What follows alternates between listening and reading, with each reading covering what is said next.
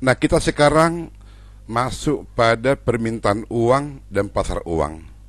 Sehingga kita nanti akan memahami apa itu permintaan uang dan apa itu penawaran uang serta bagaimana bentuk kurva LM. Pasar dan permintaan uang. Misalkan Anda ingin membeli Indomie sebanyak 3 bungkus dengan harga Rp500 pada hari Sabtu. Maka dikatakan permintaan uang Anda pada hari Sabtu sebesar 1.500, dari mana ini 3 dikali 500, itulah permintaan uang. Menurut kaum klasik atau disebut dengan teori kuantitas yang dipelopori Adam Smith pada tahun 1776, permintaan akan uang diakibatkan oleh adanya kebutuhan akan transaksi dan kebutuhan akan berjaga-jaga. Artinya seperti ini. Anda saat ini punya uang di dompet Rp5.000, itulah permintaan uang, karena Anda berencana hari ini Rp3.000 untuk membeli nasi dan Rp2.000 berjaga-jaga, mana tahu bensin habis. Itulah menurut kaum klasik, di mana permintaan uang untuk transaksi dan berjaga-jaga ini dipengaruhi oleh tingkat pendapatan.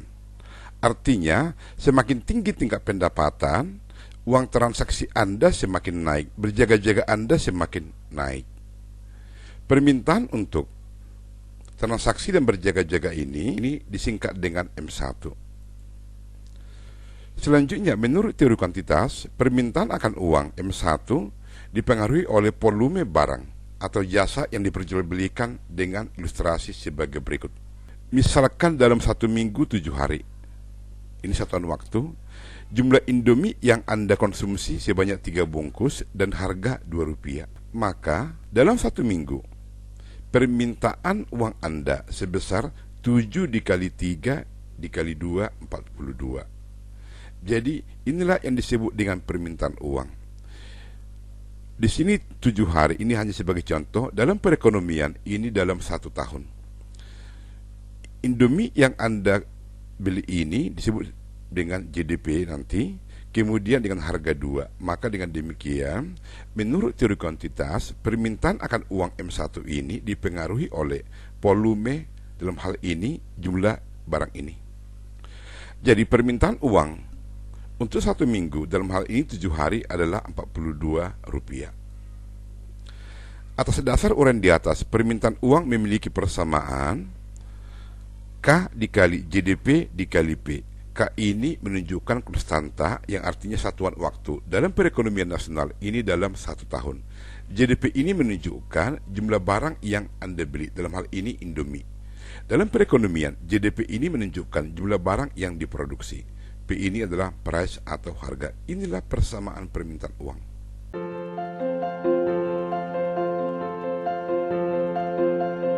Permintaan uang untuk M1 ini, saya ulangi, adalah permintaan untuk transaksi dan berjaga-jaga memiliki kurva sebagai berikut. Pada sumbu vertikal M1, pada sumbu horizontal menunjukkan pendapatan. Pada waktu pendapatan Anda pada tingkat A, maka permintaan uang untuk M1 Anda rendah, yaitu MA. Jika pendapatan Anda naik dari IA ke IB, maka M1B Anda akan naik dari MA ke MB. Artinya di sini, permintaan uang untuk M1 ini dipengaruhi oleh pendapatan dengan ilustrasi sebagai berikut. Pada waktu pendapatan Anda Rp5.000, transaksi Anda hanya membeli nasi putih.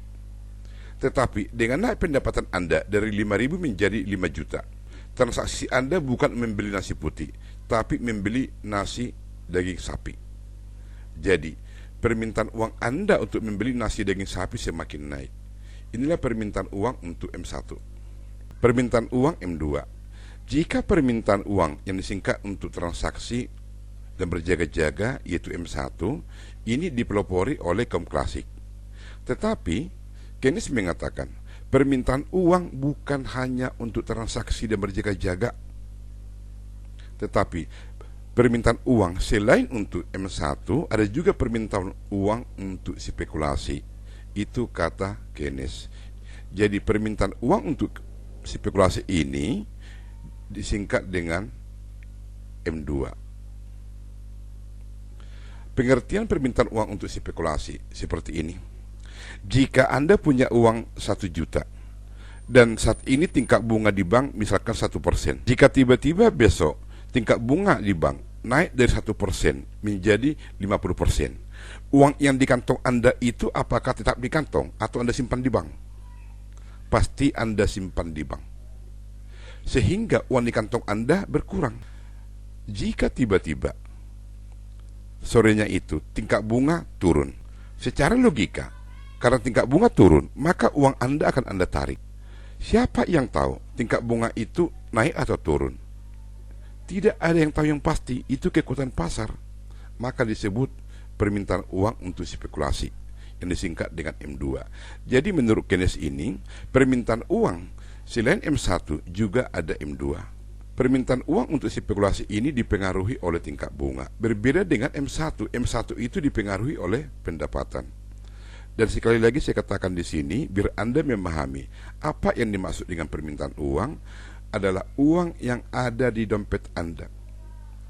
Tadi, uang yang ada di dompet Anda Rp5.000 untuk membeli Indomie. Sementara di tabungan ada uang Anda Rp10.000. Yang Rp10.000 itu bukan permintaan uang, karena itu Anda simpan di bank. Jadi uang yang ada di kantong, di dompet Anda, itulah permintaan uang. Jika tingkat bunga di bank tinggi, apakah Anda menyimpan uang di bank atau di dompet Anda? Jika tingkat bunga di bank tinggi, maka Anda akan menyimpan uang di bank karena Anda mengharapkan tingkat bunga yang tinggi, sehingga uang dompet Anda berkurang. Pada waktu uang dompet Anda berkurang, itu terjadi pada waktu tingkat bunga tinggi, berarti permintaan uang akan rendah karena uang di dompet Anda sudah rendah. Jika tingkat bunga di bank tinggi, maka uang di dompet Anda akan pindahkan ke bank. Maka di dompet Anda akan berkurang uang. Sehingga uang yang dompet Anda berkurang itu menunjukkan permintaan uang Anda. Maka dengan demikian konsekuensi logisnya, pada waktu tingkat bunga tinggi, maka permintaan uang rendah. Uang yang Anda tarik dari bank mengakibatkan uang di dompet Anda semakin banyak. Pada waktu kapan Anda menarik uang dari bank? Pada waktu tingkat bunga yang rendah. Karena uang dompet Anda semakin banyak, hal ini menunjukkan permintaan uang semakin tinggi. Artinya pada waktu tingkat bunga di bank rendah, maka Anda akan menarik uang dari bank, sehingga uang di dompet Anda semakin banyak. Hal ini menunjukkan permintaan uang semakin tinggi pada waktu tingkat bunga di bank rendah. Menurut Keynes, jika tingkat bunga tinggi, maka konsumen akan menyimpan uang di bank, sehingga uang yang dipegang atau uang yang diminta berkurang. Total permintaan uang menurut Keynes adalah penjumlahan permintaan uang untuk transaksi dan berjaga-jaga IM1 dengan permintaan uang untuk spekulasi seperti gambar berikut. Di sini tingkat bunga, di sini M2. Pada waktu tingkat bunga sebesar pada titik A ini, M2 permintaan uang untuk spekulasi itu adalah M2A. Tingkat bunga turun. Waktu tingkat bunga turun di bank, Anda akan mengambil uang. Maka uang yang Anda pegang semakin banyak. Maka M2B Anda semakin tinggi. Jika dihubungkan ini, inilah permintaan uang untuk M2. Sementara permintaan uang M1 tidak dipengaruhi oleh tingkat bunga, tetapi M1 itu hanya dipengaruhi oleh pendapatan. Maka inilah permintaan uang untuk M1, dia vertikal jika pada sumbu vertikal ini menunjukkan tingkat bunga. Karena M1 itu dipengaruhi oleh pendapatan. Artinya di sini, pada waktu tingkat bunga tinggi pada posisi A, M1 tetap di sini. Tingkat bunga juga turun, M1 tetap di sini. Jadi saya ulangi, M1 itu hanya dipengaruhi oleh pendapatan. Sementara menurut Keynes, permintaan uang itu adalah M1 ditambah M2. Maka dengan demikian, jika kita jumlahkan kurva ini, maka pada sumbu vertikal ini tingkat bunga, pada sumbu horizontal M1 tambah M2 sama dengan permintaan uang. Waktu M2 tadi, tingkat bunga RA warna kuning, kita pindahkan ke sini. Waktu M1, tingkat bunga RA warna biru, pindahkan ke sini. Dengan kata lain, penjumlahan M1 dan M2 adalah menjumlahkan nilai-nilai pada sumbu horizontal. Pada waktu tingkat bunga RB, pada waktu M2 warna kuning, pindahkan ke sini. Kemudian ditambah M1 pada waktu tingkat bunga RB adalah garis warna biru, pindahkan ke sini. Kedua titik ini kita hubungkan, inilah yang disebut dengan total permintaan uang. Penawaran uang atau disingkat dengan MS, singkatan daripada money supply. Dalam keseimbangan, penawaran uang money supply sama dengan MD atau money demand, atau ditulis MS sama dengan MD. Misalkan suatu negara memiliki 3 warga, Ana, Ani, Anu. Ana, Ani, Anu masing-masing memproduksi kue. Ani memproduksi 4 mobil, Anu memproduksi 5 bakso. 3 kue yang diproduksi si Ana dijual dengan harga Rp2, mobil yang diproduksi si Ani dijual harga 200, bakso yang dijual si Anu dijual dengan harga Rp5, maka penerimaan si Ana Rp6, penerimaan si Ani 800, penerimaan si Anu Rp25. Jika ditotal semua ini yang disebut dengan GDP. Dari nilai inilah dasar pemerintah, dalam hal ini Bank Sentral, untuk mencetak uang. Maka uang yang dicetak sebesar Rp831. Inilah dasar alasan mengapa pemerintah mendorong pertumbuhan ekonomi agar barang-barang yang ini semakin banyak diproduksi. Jika semakin banyak barang-barang ini diproduksi, maka GDP semakin naik, maka uang yang dicetak juga semakin banyak. Sekarang kita misalkan, kita buat hanya untuk si Ani. Si Ani itu mula-mula memproduksi 4 mobil dengan harga 200. Maka dengan demikian permintaan uang untuk si Ani ini adalah K dikali GDP dikali P. K ini satuan 1 tahun, GDP di sini 4 dikali 200. Maka permintaan uang untuk si Ani adalah 800. Maka uang yang dicetak dalam hal ini sebesar 800. Seandainya si Ani menaikkan jumlah barang yang diproduksi, dan inilah sasaran pembangunan agar produk semakin naik sehingga uang semakin banyak yang dicetak.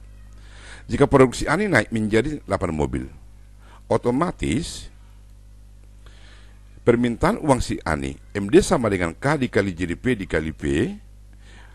K itu satuan, yaitu 1, kemudian GDP 8 dikali 200 sama dengan 1.600. Maka permintaan uang 1.600, dan inilah besarnya uang yang dicetak oleh pemerintah, dalam hal ini Bank Sentral. Pertanyaan, bagaimana jika pada waktu kenaikan jumlah produksi mobil Ani dari 4 menjadi 8, uang yang dicetak bukan 1.600 tetapi 3.200? Apa yang terjadi dalam perekonomian?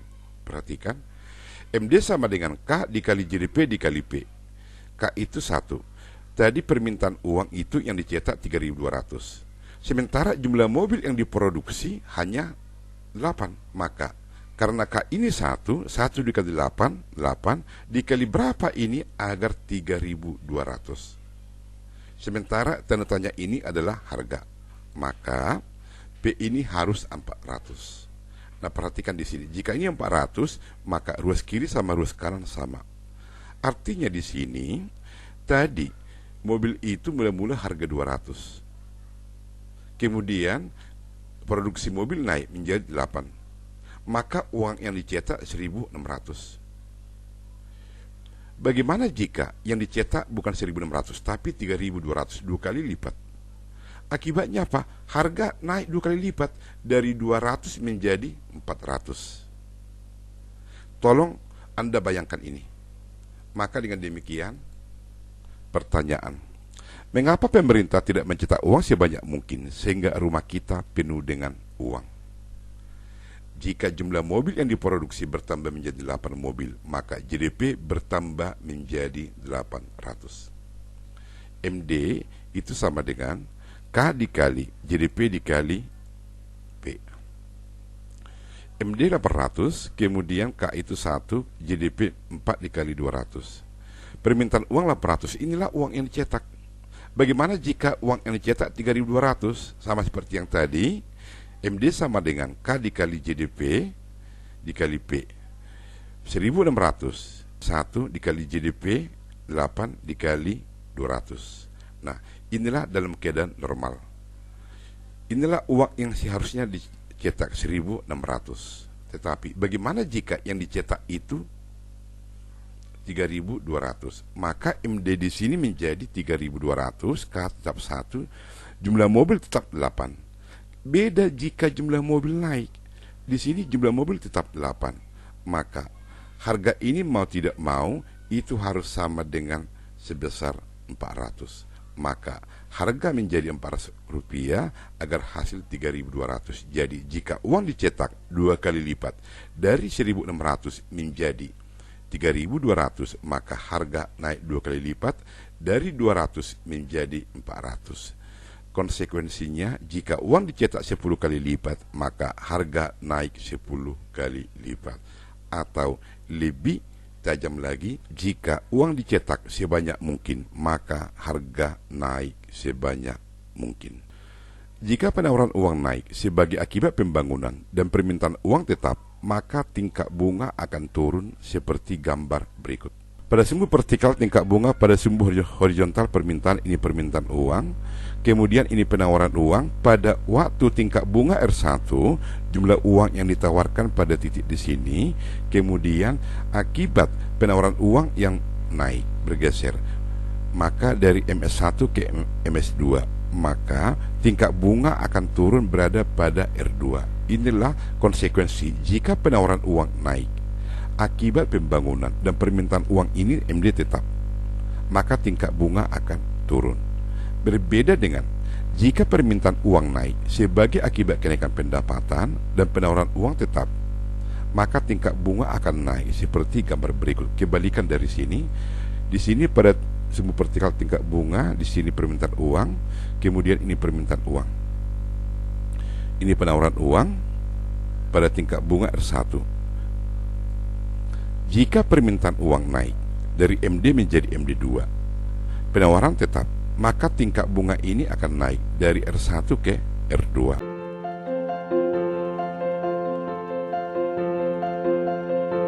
Teori kuantitas mengatakan bahwa harga pasar dipengaruhi oleh keseimbangan permintaan uang dan penawaran uang atau MS dan MD. Tetapi menurut Keynes, dia mengatakan keseimbangan permintaan uang dan penawaran uang yang mempengaruhi tingkat bunga. Jadi berbeda dengan teori kuantitas. Pada sumbu vertikal tingkat bunga, pada sumbu horizontal permintaan uang, ini permintaan uang, ini penawaran uang. Pada tingkat bunga R1, MS sama dengan MD. Inilah keseimbangan pada tingkat bunga R1. Jika tingkat bunga ini kita tarik ke gambar berikut, tetapi pada sumbu horizontal ini bukan permintaan uang, tapi pendapatan. Tetapi sumbu vertikal memiliki nilai yang sama, maka R1 ini kita tarik ke sini. Ini terjadi pada waktu tingkat pendapatan sebesar I1. Nah, inilah yang disebut dengan kurva LM. Dari gambar ini, titik MD dan MS. MD dan MS merupakan keseimbangan di pasar uang akibat berbagai tingkat pendapatan. Keseimbangan ini dapat dibuat dalam kurva LM ini. Jika tingkat bunga naik dari R1 ke R2, pada waktu tingkat bunga R1, keseimbangan itu terjadi pada titik di sini, yaitu permintaan uang sama dengan penawaran uang. Untuk mengetahui pada pendapatan berapa ini, tarik garis ke sebelah kanan pada kurva ini. Cuma kurva ini pada sumbu horizontal di sini bukan MD, tetapi pendapatan. Kemudian tingkat bunga naik dari R1 ke R2. Penawaran tetap di sini, maka permintaan uang ini akan bergeser ke warna merah. Nah, perpotongan warna merah ini dan penawaran uang, inilah keseimbangan, yaitu MS sama dengan MD2. Artinya, ini terjadi pada waktu tingkat bunga R2, tingkat bunga tinggi. Tingkat bunga yang tinggi ini terjadi pada pendapatan yang tinggi. Nah, maka dengan demikian, karena pada titik ini tadi adalah keseimbangan, maka konsekuensi logisnya pada titik ini juga adalah keseimbangan, sehingga sepanjang kurva LM adalah keseimbangan di pasar uang. Penurunan kurva LM pada sumbu vertikal menunjukkan tingkat bunga, pada sumbu horizontal yaitu M2 Waktu tingkat bunga tinggi, permintaan uang Anda M2 rendah seperti yang tadi sudah dijelaskan. Tingkat bunga turun, maka Anda akan menarik uang dari bank sehingga uang di dompet Anda banyak. Dengan kata lain, artinya M2 Anda tinggi. Pada semua partikel ini menunjukkan M1, di mana M1 ditambah M2 adalah MS. Jika M1 rendah, maka M2 tinggi. M1 ditambah M2 sama dengan MS. Jika dimisalkan MS ini 75, jika M2 tinggi misalkan 50, maka M1 itu 25. Jika M2 70, maka M1 itu menjadi 5. Jika M2 74, maka M1 itu 1. Karena ini semua sama dengan 75. Sebaliknya, jika M1 ini rendah, maka M2 tinggi. Jika M2 rendah, misalkan 2, maka M1 73. Jika M2 5, maka M1 70. Artinya di sini M1 ditambah M2 itu sama dengan permintaan uang, sama dengan penawaran uang. Jika M1 rendah, maka M2 akan tinggi, atau sebaliknya. Dari ilustrasi ini, M2 di sini rendah. M2 yang rendah ini, maka M1 akan tinggi. M2 di sini tinggi karena di sini 0. M2 di sini tinggi, maka M1 akan tinggi. M1 yang rendah ini terjadi pada waktu pendapatan rendah atau tinggi. M1 itu adalah permintaan uang untuk transaksi dan berjaga-jaga. M1 yang rendah itu terjadi pada pendapatan yang rendah, maka ditulis di sini Y1B. Sementara tadi ini bersumber dari tingkat bunga yang rendah RP. M1 yang tinggi itu terjadi pada pendapatan yang tinggi. Tadi ini bersumber dari tingkat bunga yang tinggi.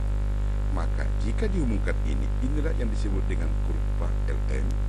Kemudian ini adalah kurva M1 fungsi dari pendapatan. Inilah penurunan kurva LM. LM ini singkatan daripada likuiditas money. Contoh, M2 sama dengan 75 dikurang 25R. Penawaran uang 75, M1 sama dengan 50 tambah 0,5Y. Turunkan dari data di atas untuk membentuk fungsi LM pada tingkat bunga 1% dan 2%. Waktu tingkat bunga 1%, M2 itu sama dengan 75 dikurang 25R. Kita ganti R ini 1%, sehingga M2 itu sama dengan 50. Jika tingkat bunga 2%, maka M2 sama dengan 75 dikurang 25R, diganti 2 ini, sehingga M2 itu sama dengan 25. Karena penawaran uang sama dengan 75, sementara M1 ditambah M2 sama dengan MD sama dengan MS. Inilah keseimbangan.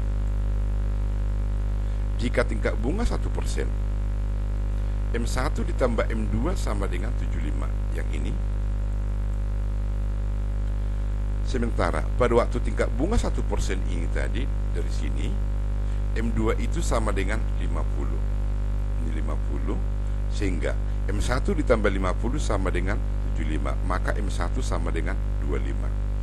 Pada waktu tingkat bunga 2%, M1 ditambah M2 sama dengan 75. Sama seperti yang di sini. Waktu tingkat bunga 2%, M2 itu 25, masukkan ke sini, maka M1 tambah 25 sama dengan 75, sehingga M1 sama dengan 50. 25 pindah ke sebelah kanan menjadi negatif, 75 dikurang 25. Karena M1 sama dengan min 50 tambah 0,5Y, dari mana ini? Dari soal yang ini. Sementara pada saat tingkat bunga 2%, tadi M1 itu sama dengan 50, maka M1 ini diganti 50, min 50 di sebelah kanan ini pindah ke sebelah kiri menjadi positif. 50 tambah 50 sama dengan 100, sama dengan 0,5Y, sehingga pada tingkat bunga 2%, pendapatan itu sebesar 200. Fungsi LM, Y sama dengan fungsi daripada tingkat bunga. M1 sama dengan min 50 tambah 0,5 Y. M2 sama dengan 75 dikurang 25 R. Keseimbangan terjadi pada waktu MD sama dengan MS. Sementara penawaran uang itu 75 yang ini. MD itu adalah M1 ini, M2 ini. Ini M1, kemudian ini M2. Jika disederhanakan, 50 tambah 25R sama dengan 0,5 Y, sehingga Y sama dengan 100 ditambah 50R. Inilah yang disebut dengan fungsi LM.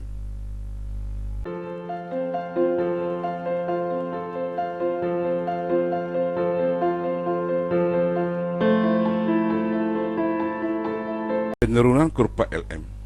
Pada sumbu vertikal menunjukkan tingkat bunga, pada sumbu horizontal menunjukkan permintaan uang untuk M2, yaitu untuk spekulasi. Waktu tingkat bunga 2%, M2 itu 25.